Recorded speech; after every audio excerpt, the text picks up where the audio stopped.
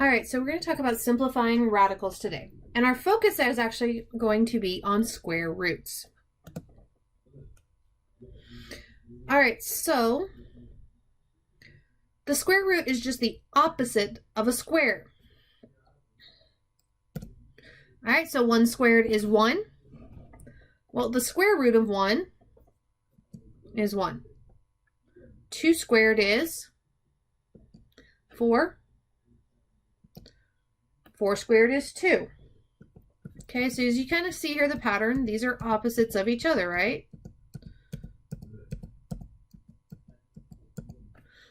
All right, these are what we call perfect squares.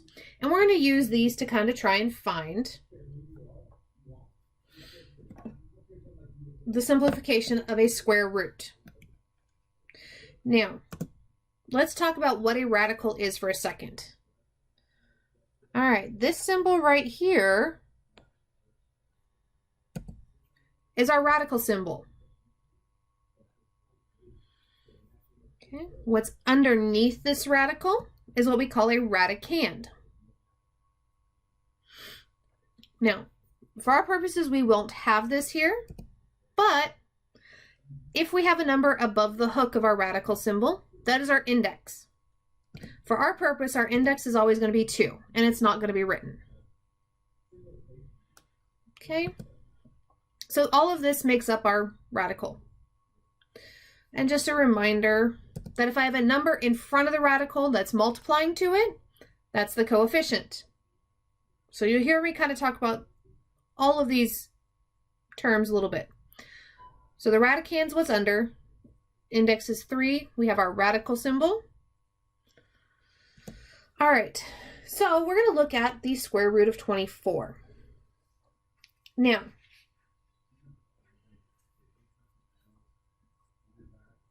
I'm going to go through those lists of square roots, or sorry, perfect squares, and see if I have any that will easily divide out of this. All right, so 24, so we're going to look at, thinking of my list, right? I had 4,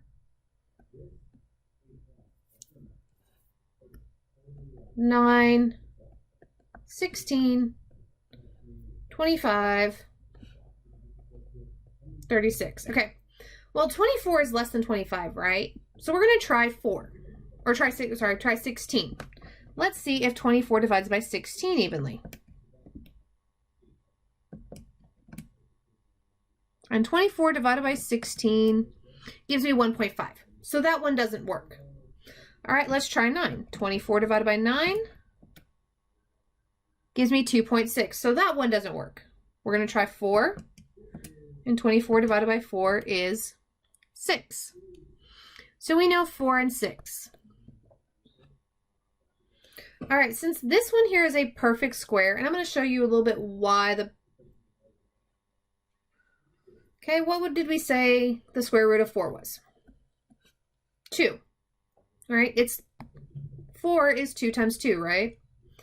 So I'm going to pull out a 2,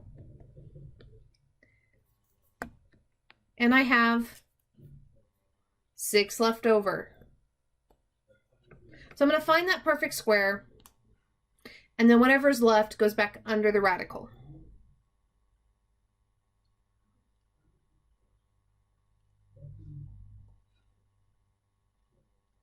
Okay, so let's look at the next one. I've got 32. So again, remember my perfect squares.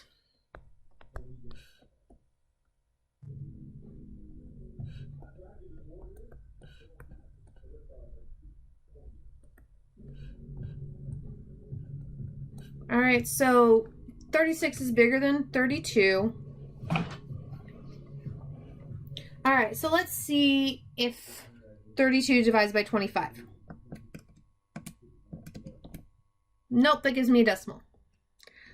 Decimal of 1.28. All right, let's see if 32 is divisible by 16. It is. So 16 and 2. So 16 times 2 gives me 32. All right, what was the square root of 16?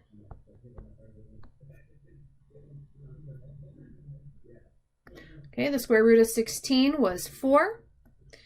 And we don't know what the square root of 2 is, so we're going to leave that. So we get 4 square root of 2. All right, so let's go ahead and go 400. So I'm going to start with the square root of 10 or 100 because that was 10 times 10, right?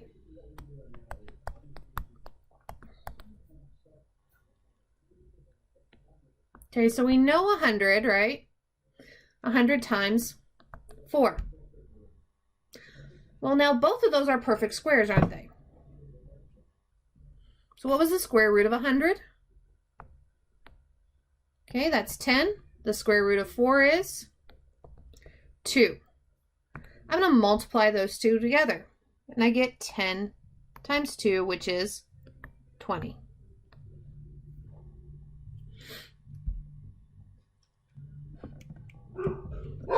Okay, so I had nothing that wasn't a perfect square, so I easily could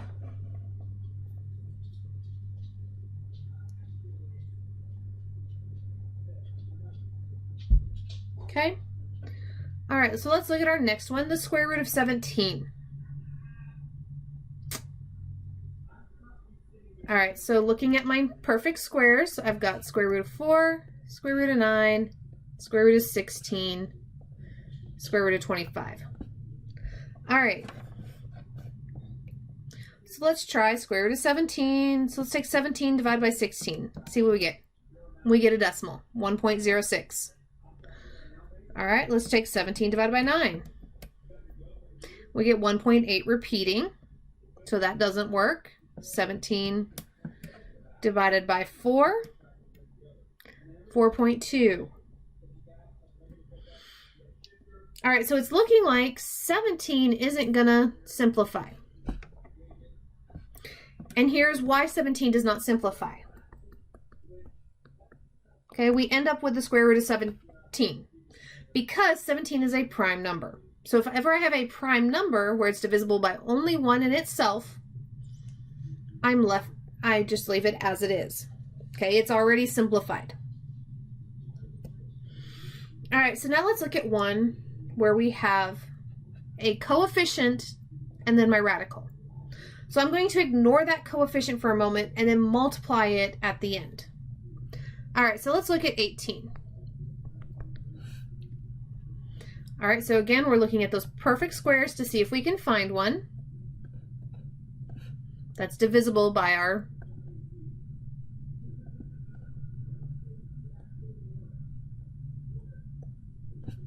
All right, so let's see if 18 is divisible by 16. 18 divided by 16? Nope, I get 1.125. All right, let's see if 18 is divisible by 9. It is. 9 times 2. All right, so the square root of 9 we know is a perfect square, which is 3. So I'm going to bring that out to the outside. So I'm going to have 4 times 3 to the square root of 2. 4 times 3 is 12 square root of 2. All right, I'm going to do one more, and that will be it for this video. All right, 3 square root of 60. All right, so we're looking at the square root of 60. So let's see what of my perfect squares. Okay, so we've got 4, 9, 16, 25.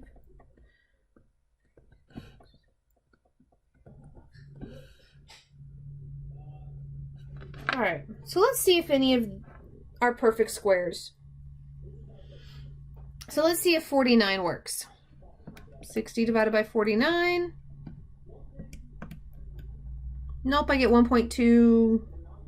So that's a decimal. Let's see if 60 divides by or 36 divides from, nope, let's see 25. Nope, I get 2.4 on that one. So let's see if 60 divided by 16. 60 divided by 9, because 16 is dividing it by 16 gives me a decimal. Nope, so let's see, 60 divided by 4. I get 15.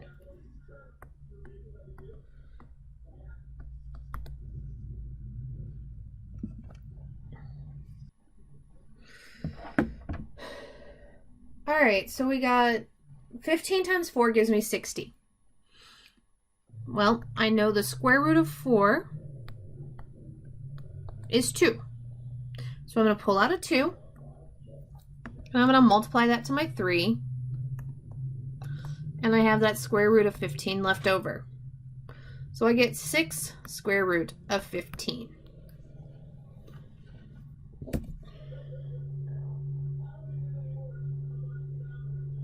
Okay.